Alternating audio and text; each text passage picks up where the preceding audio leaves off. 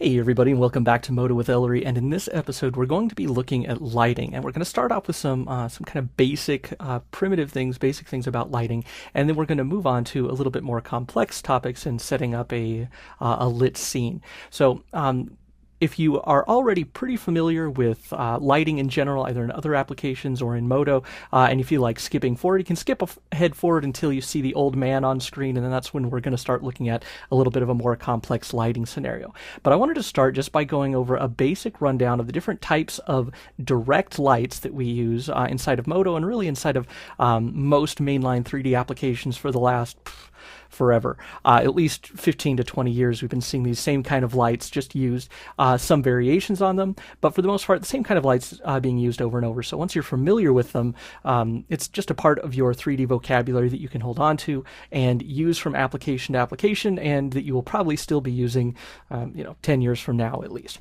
All right, so Modo has been blessed, and in some ways it's a curse, with a really good global illumination system. So just at default, when you open up Modo, you take a model, you put it in a scene, and you click over to the render tab, you're greeted with something that looks pretty much like this. And I've done just some slight modification to the default scene. It's got a directional light that I just added a little bit of a soft edge to, so that it's not 100% sharp.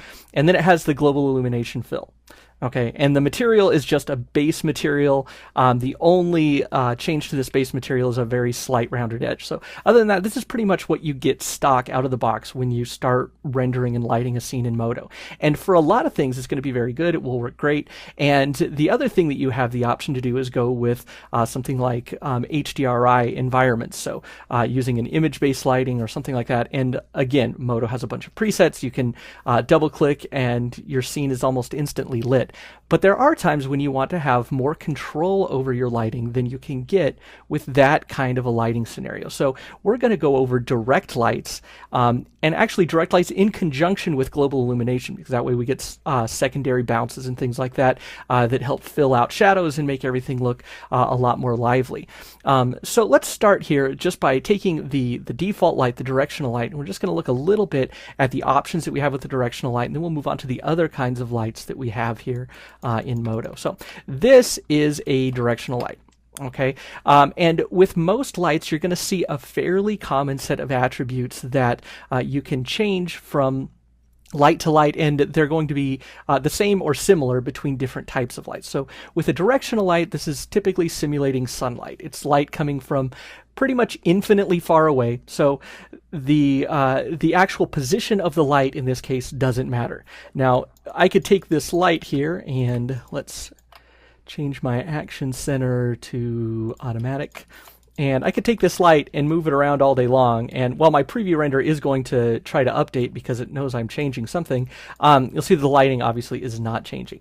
Now, orientation is the name of the game with a directional light. So if I take this and rotate it, you can see that we get the changes in the lighting. So direct light is orientation based, not position based, right? So it doesn't matter where you put this, it's not going to change how this works, because basically what you have going on is if you take where the light is, I'm going to get to where I'm facing down this light, you can kind of think of that as being the sunspot. This is where the sun is in the sky, and it's coming towards us. All right, so it's really infinitely far away, but since it's difficult to have a light that's infinitely far away and still manage it, it has a space here in the scene. It has a little lighting item. It doesn't matter if I rotate this around to, facing from the backside. See, now I'm getting shadows from my scene. It doesn't matter if I put this right here or right inside here where it's inside the scene, it's still going to cast the same shadows. All right, so that's just something to keep in mind with your directional lights. Now, other options that you have, and we'll get into these in a little bit more depth later on, all lights are going to have radiant excitance. That's going to be essentially the brightness of your light. They'll have a light color. And shadow type is something that really is kind of a throwback to older rendering engines, where real shadows would be difficult to render. It would take a lot of extra render time. With Modo, for the most part, and a lot of modern rendering engines, casting real shadows, ray trace shadows, is not a significant enough part of your rendering equation to need to switch it from anything other than that. So we can just leave that normal. And we're going to skip down through some of the things here. I'm not going to go through every single setting, but the next couple of things here are important depending on how many lights you have set in the scene, and then also depending on how you want those lights to appear. So the spread angle is going to be essentially how much of the sky the sun would take up. So if you think about the sun up in the sky, it's not a pinprick point of light. It actually has, there's a disk. It has a shape. It has a size. And that's why when you have something like an eclipse and the moon is in between the sun and the earth, you get that crescent shape in all of your shadows. If you go underneath a tree during an eclipse and you look at the ground and look at the shadows, you're going to see a bunch of little crescents instead of just seeing circles. So the spread angle is essentially setting up how big or how much space in the sky the sun is taking up. And depending on that angle, that's when you get some softness based off of that light. With that turned to 0, which is the default, your shadows are completely sharp. And importance is going to be something that once you have multiple lights set up, this can be something that will allow you to control basically how important a specific light is. At default, this is set to 100%. And if you set all of your lights to 100%, it basically is going to render them all equally. Now, if you have some secondary lights, things off in corners, out of the way, at that point you can take those and reduce the importance, and it's going to focus more of your lighting rays on the ones that have the higher importance value. So it's something that you don't need to change very often unless you get a bunch of lights in a scene, but good to know that it's there. And that's really all we're going to cover here. Let's continue on and look at other kinds of lights. So the next thing that I'm going to do is I'm going to hide my directional light. And actually, before we do that, one thing I'm going to do here is in my environment, I have the default environment material here. And then I also have a constant layer, which I'm going to flip on right now. And what that does is basically it's just turning the entire environment black. So we're not getting the secondary lighting from the environment at this point. And it's going to allow us to focus more on what the light actually does. So there we can see just the effect of our directional light. All right, so let's go ahead here. And I'm going to now hide my directional light. And I'm going to add in a point light. So with the regular directional light, position didn't matter and the orientation was everything. The converse is true with a point light. Basically, position is the only thing that matters. You can think of this as like a light bulb, and the orientation of the light doesn't matter. If you have a light bulb on a lamp with no lampshade and you take and you turn the lamp, it's not going to matter, right? So as long as the light is shining out in all directions, it's not going to matter how it's rotated because it's going to be casting light everywhere, and so it's not going to be affected by its orientation. But its position will change the effect of the light. Okay. Now, just like with a directional light, we have the radiant intensity in this case, and we have the light color. So just basic settings, which we'll look at more here in a bit. And then we also have, with all of the lights that are not directional lights, we also have a fall off type. And the default, which is what I would usually leave this on, is inverse distance squared, which is actually the mathematical way that light does fall off. And what that gives you is the brightness of the light based off of distance. So if I have this light really close, you can see that it really blooms out the surfaces here and gets very bright. As I pull it farther away, the light gets dimmer and dimmer and dimmer and dimmer and dimmer. Okay, if I get it even farther away, we're always going to have a little bit of light coming from this, but it's going to get smaller and smaller until it's essentially imperceptible. And the reason we don't have that setting with the directional light is that it's already coming from infinitely far away. So its fall off distance is not something that we need to take into account. Okay, so with the directional light, we had its size in an amount of degrees, and that's how much space in the sky it takes up. With all of our other types of lights, we'll have a radius, and this is going to do something relatively similar. Again, just like the sun doesn't come from a grain of sand size spot in the sky, neither do most lights that actually exist in the real world. We don't have any light bulbs that are the size of a grain of sand. So the same is true with our other lights here inside of Modo. Now, if we have them set to 0, that will be okay. And a lot of times you can leave it at that because it's going to render slightly more quickly. And you can see, though, we get these sharp shadows. All right. Now, if we increase the radius, that's going to be where we actually start to have, something going on as far as the light coming from a volume of space instead of coming from just a point in space. So I'm going to give this a 20 millimeter radius, and you can actually see once we do that, first of all, the rendering is going to get a little bit grainier initially, and that's going to be because the light is coming from more than a single point, and it's essentially turning this light or any other light into a kind of area light, which we'll get into in just a moment. But you can see now that the shadows now are slightly softer. And also the lighting across the surface is softer. Now, if you're working in a version of Modo previous to 901, there's also going to be a setting that that will allow you to set up so that only the shadows are affected by the radius, or if the overall lighting is affected by the radius. So in 901 and later, that setting is essentially always on.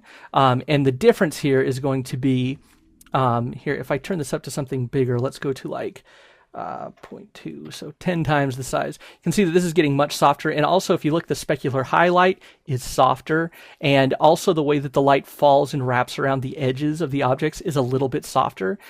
With that option turned on or off, I believe it was called simple shading, it would change it so that we would end up with our shadows being soft, but everything else, and here I'm just going to take and split this view here.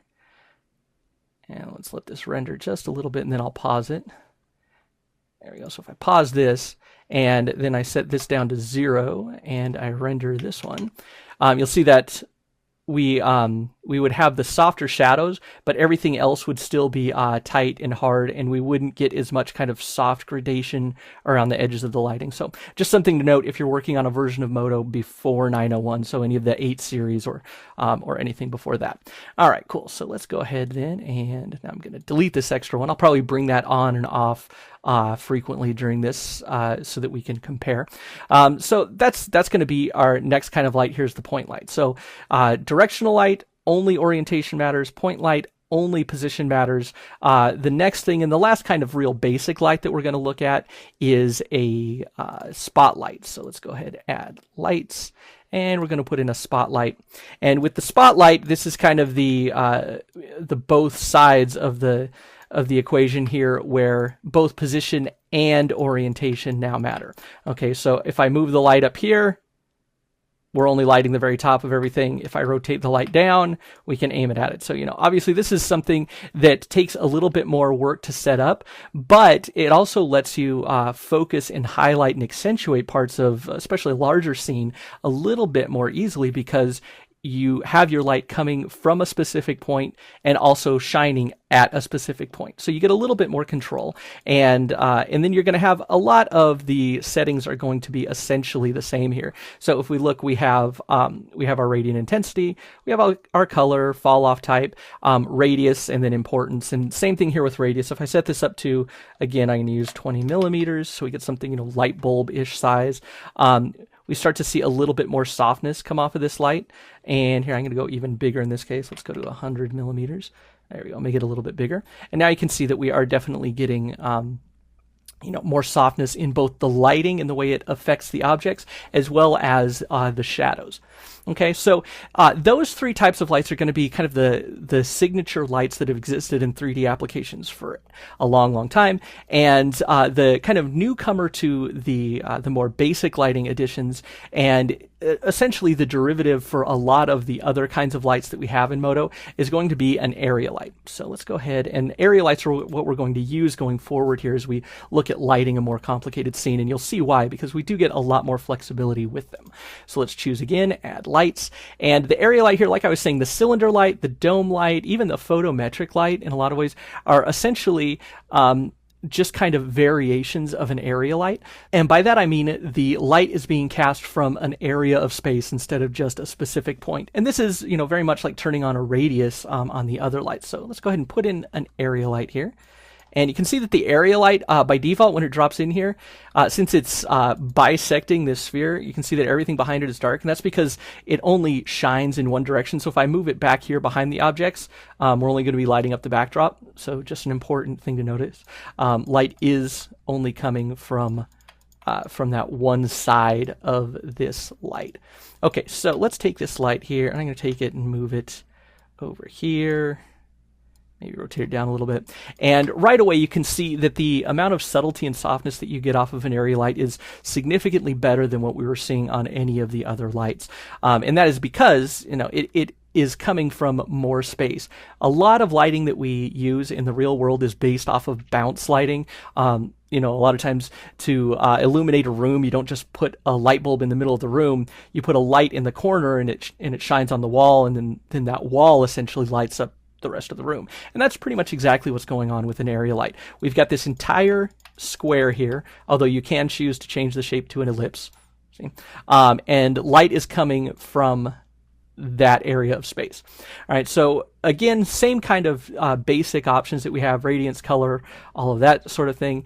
And instead of having just a basic setting for size, we have a height and a width, which you can either adjust here, or you can adjust on these handles, the little squares, or you can just adjust the scale also of this, and it's going to do the same thing. But you should note that the scale, if you're just using the scale tool, it's going to multiply it in the item properties, and it won't affect it here in the actual shape. So usually what I like to do is just dealing with these handles or dealing with the width and height here.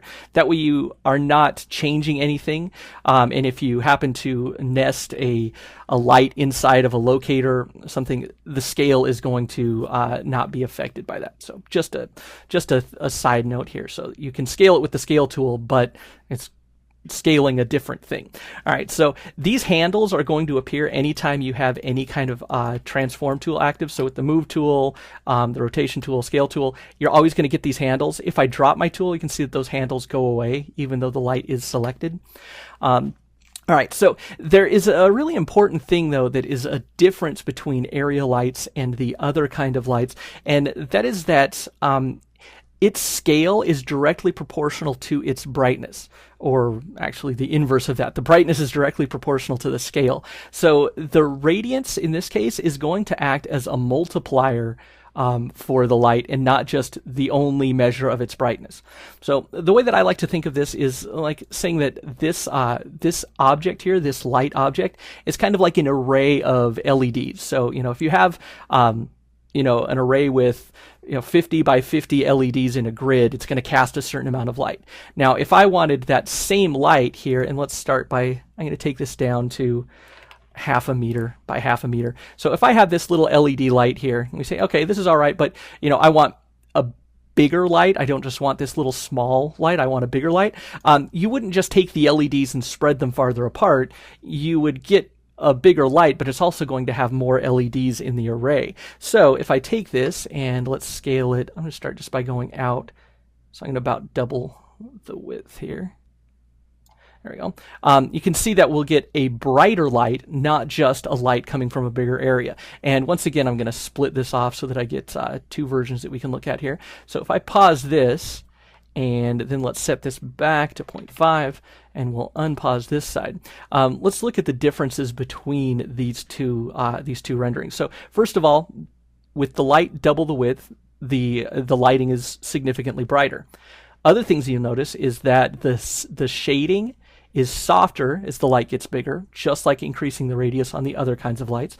And also, since I increased the width but not the height, we're seeing less of this shadow from the sphere on the cube, and we're getting a softer and less occluded shadow here because the light is actually wrapping around. Also, we can look at the lighting on the sphere itself and also on the other objects, but it's pretty obvious here on the sphere. You can see here we're starting to get less deviation in lighting between what's being directly illuminated and what's getting that secondary bounce, because the light is wrapping around since it's wider, versus here we get a much more definite shadow area. And also you can look at the specular highlight, which is actually also a reflection, is what we're seeing here. And the reflection here is looking more rectangular, whereas this one is looking more like a square because the object itself is wider. So this is going to be kind of the basis for how we can use area lights to set up a much more complicated and compelling lighting scenario. And as you'll see, we also have some other options with how we can deal with the way that the light comes off of the area itself.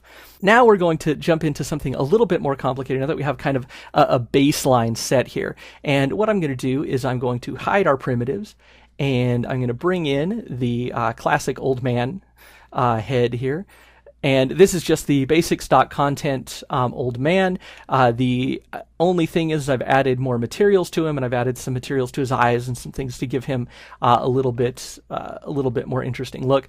If we look here at his material, you'll see that it's a basic material with just some color, a little bit of specular and Fresnel, nothing else there. And then in the material trans, I've got a 50% subsurface amount with kind of a pinkish color. And then in addition to that, I've got some different texture layers, breaking up the diffuse, breaking up the specular, breaking up the diffuse amount.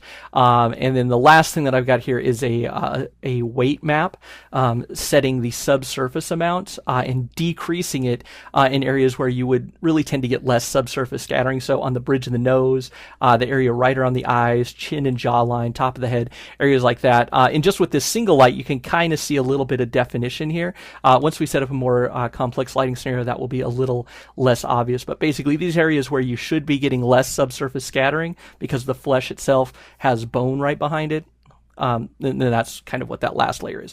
As a side note, let me know in the comments if you'd like to see a video on setting up a more complex material like this. This is essentially a procedural skin without using the skin shader. I find that in some ways it gives you more control. The skin shader itself also is very good though. Anyway, so let me know in the comments if you'd like to see something like that. All right, so let's go ahead and I'm going to delete this extra one, and I'm going to turn my rendering back on here. And what I'm going to do now is we're going to look at setting up a lighting environment that you can use for more than one object, and that you can take and customize and kind of change up as much as you might like to. So we're going to start with just basically a 3-point lighting rig, and that's going to be, we'll have a key light, a fill light, and a rim light. All right, so this is going to act as essentially our key light. So this is going to be the main light here, and it's just going to give us our kind of basic amount of illumination. All right.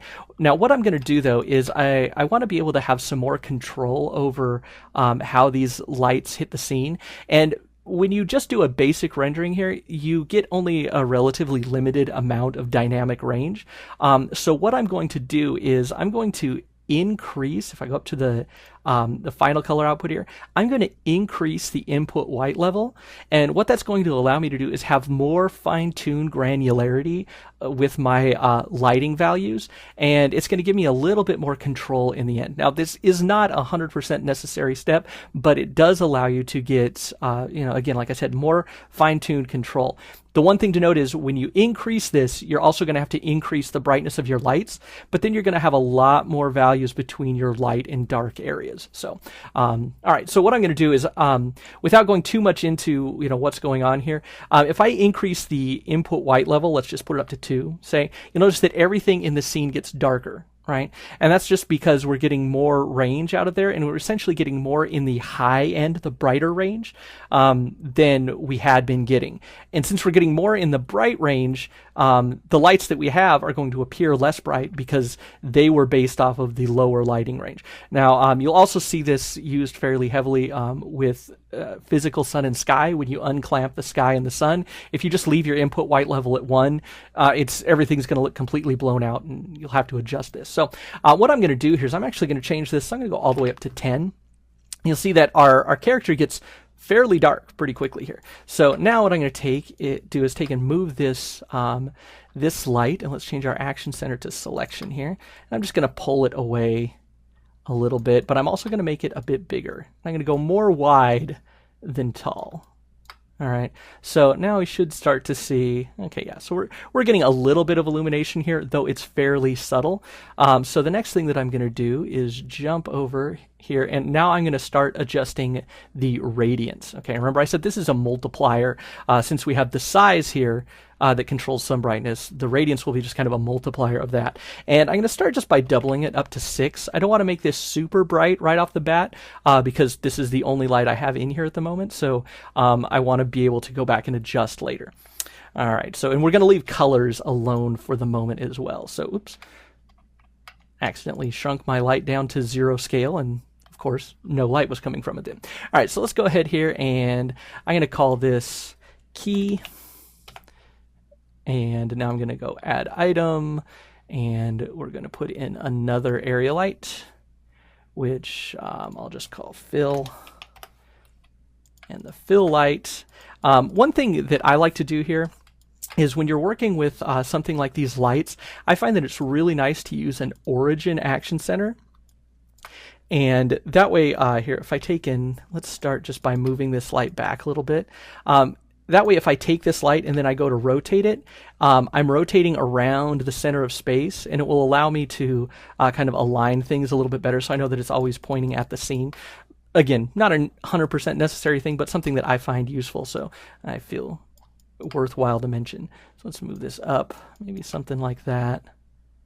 And again, I'm not looking for a huge amount of light to be coming from here. Again, this is just the fill light, so I'm actually going to make it a little bit smaller.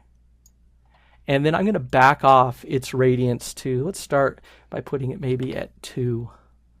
All right, now, again, I want to re-emphasize here. If I was using a regular input white level of just 1, you'd see that at this point, it's really hard to tell. I've just got basically everything fairly well lit, evenly lit, and that's fine, but it's also a little boring. All right, so if I want to be able to have more control over this and more granularity, I'm going to put that up to, oops, not 100, just 10. I'm going to put that up to 10, and actually, let's, I'm going to back this off even more. I'm going to set some colors in here, and at which point I'm going to go and also adjust some other things. But for now, I'm just going to leave this there. And actually, now with that fill-in, I'm going to go ahead and increase my my key light a bit. Let's put that up to maybe 12. So again, I'm just going to double it. And I think that's starting to work pretty well. All right, so now we're going to add in the rim light, or the backlight or the kicker or whatever you'd like to call it. So let's go ahead and add in another area light, and I'm going to take and rotate it so that it's kind of firing from back here. And I'm going to make this kind of roughly opposite the camera, not entirely opposite, but just in that ballpark. And let's just drag this guy back, something like this. I'm going to move it up. And remember that area lights are casting from a point in space, so if I move this too far back and it's overlapping that background, it's actually going to disappear, so just something to keep in mind. I think something like that is going to work as far as position, but you'll see that the light it's actually casting is fairly dim. And here, actually, I'm going to also rotate this, and I want to rotate this with regards to its current position. So what I'm going to do is take my action center, and I'm going to change just the axis. I would leave the center at the origin, but I want to change the axis to selection. Now you can see it's aligned with the light. So now if I move this up a bit, it's going to keep its orientation. I think something like that is good. And then just because I really want a strong amount of light coming from back there, and it's just meant to accentuate the shape of the model, I'm going to really increase this a lot. So I'm going to go up to maybe 24 on this one. So it's double the brightness per area of the key light. And I think that's relatively interesting. And what you may toy around with here, and I'm going to set this back to just origin now because I'm just playing with its kind of position in the scene, is you might want to play with its position. So over the right hand shoulder, the right side of the character, is kind of complementing the fill light. So it's going to be a little less contrasty because it's lighting up the darker side of the character. And from over here, it's complementing the key light. So a little less or a little more contrasty from over here, but I think it's a little bit too strong than the light on that side. So I'm just going to drop this in right about there, just to give me a nice fill light. Now, one thing to make sure that you have on, it's turned on by on this scene, but make sure that in global illumination, you want to have your subsurface scattering. You want to make sure that you have the indirect lighting affecting the subsurface, because that's going to allow you to also make your secondary bounces. I see I also have 3 indirect bounces. Those are going to affect the subsurface scattering as well. So you want to make sure that you have something like that turned on. All right, so there you go. A real simple basic scene. Okay. And I'm actually we're going to go one step further on in this lesson here. And then we'll be doing more in a follow-up lesson when we're talking about setting up a more complex light rig. But, the one thing that I think, wrong screen. The one thing that I think gets overlooked a lot with lights is the coloration of the light. Now, some of this is fairly obvious. I could take this fill light and say, okay, let's take this light and make it, let's see, I'm going to use I was going to use Kelvin, but I'm not going to. I'm going to take my fill light and I'm going to make it kind of cool. And you can see that we get a little bit more cool light coming on this side. I'm going to take my key light and I'm going to maybe warm it up just a little bit, but kind of in the, actually, yeah, let's go a little bit in the oranges. Something like that. Okay, and then I'm going to take my my rim light, which let's rename rim, and I really want to cool this one down. So let's go over here and kind of the nice blue color. Okay, so that's fairly obvious. We can sit and we can adjust the light color, and that's fine. But the thing that I think gets overlooked a lot with lighting, and especially with area lights, is that you can apply textures to these lights as well. And that's going to allow you to have an entirely different realm of possibilities here. And I just want to touch on this lightly, and we'll go into it in more depth in a follow-up lesson here. But so basically, if I take this light here and let's turn on visible to reflection, which is going to give us a little bit more hit, especially on the rim light. If we turn on visible to camera, in this case, we might get the light in the scene, which I think is okay for what we're doing right now. But once I go to do a final render, I'd want to check that off so I don't have this weird box up in the corner behind the character. But now we can take this, and let's take this to just a different level here, where we're going to open up in the shader tree, we're going to open up the light section. You can see we've got a light material, right? It's going to give us a shadow color, a light color, and then how much it affects diffuse, specularity, caustic, subsurface. So this way, if you have something and you want to really accentuate the subsurface in one area of your model, you could bring in an extra light, place it right here, maybe behind the ear, make it not affect anything but the subsurface, and then it's going to give a little bit extra oomph to the subsurface in that area. So something to keep in mind here. And you also have things like the scattering color for volumetrics. We'll go into volumetrics again in another lesson, but the important thing is that we have a light material. And so many times when we're dealing with textures and materials in Modo, we take the material, we set up our basic settings, and then we start adding textures on top. But very rarely does that get done with lights, and it's such a powerful tool for allowing you to do more with your lights. So, just on a simple level, let's say I want to take textures here, and I want to add a noise texture to my light. Okay, and oops, I chose the wrong one. Let's go textures. Noise, I clicked on the wrong thing. So with this, I'm actually going to get some variation in my lightness and darkness of the light. Okay, now you're not going to see it a whole lot because of the way that we've got the brightness set up. But if I take this and let's see, this is set to our light color. So if I change this to diffuse amount,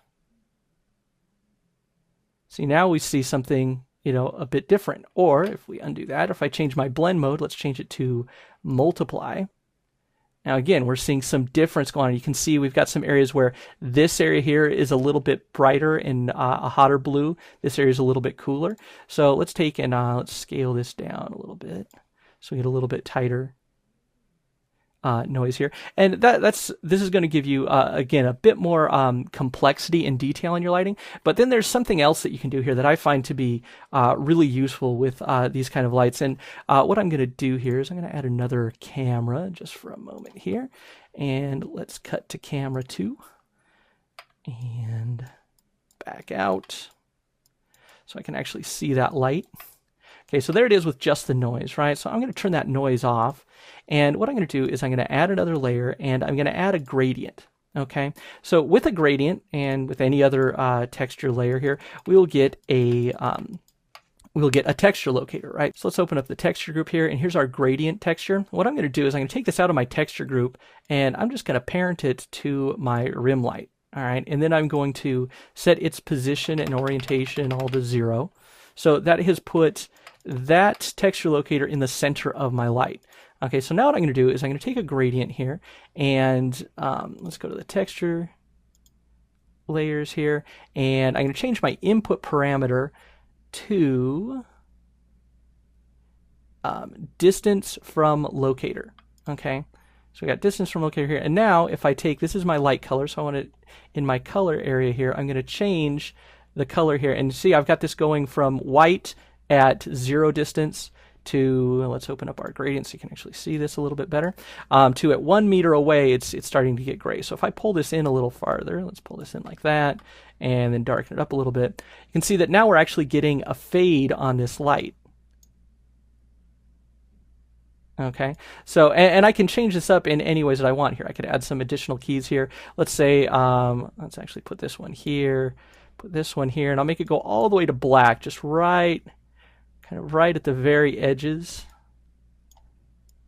And, you know, if I want it to pass through, say, a cooler color, I could do that. So see, now it's actually changing that light to essentially put something like a gel or a softbox or something on that light. And this is something we do pretty often with object-based lights, so with polygonal lighting, but not so much with area lighting. And this is actually a very powerful way of adjusting these lights. So it's something that you should definitely take into account when you're working on your lighting. And as we go into you know, when we do a follow-up to this, we're going to look at more of using this kind of technique to really help the lighting scenario, and it allows area lights to really be much more flexible tools. So here I'm going to go ahead and change this light so that it's not visible to the camera anymore, but we'll still get its highlight and everything.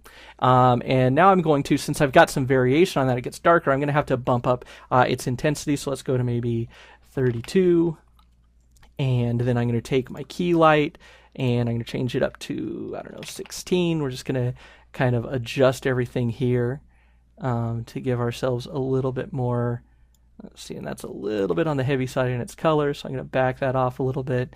And then I can just take and adjust and play from here, and you can end up getting some very nice and compelling lighting scenarios. Now, one last thing here to note before we end this one is, if let's go ahead and put in a locator here, and I'm going to call this lights, and it helps if I can type, or if I don't have the caps lock key on. So let's take this lights one here, and I'm going to take all 3 of these items, which are my lights, I'm going to put them inside there. Now I can take and I can adjust the orientation of the entire rig just with a single piece here. So if I take and swing this around here, we're now going to get the fill coming in from a little bit more behind. The key light's going to be coming almost directly in front, and the rim's going to be coming from over there. If I take and rotate it a little bit farther, the rim is going to be coming kind of directly more from the side. And we'll give this a second to catch up. And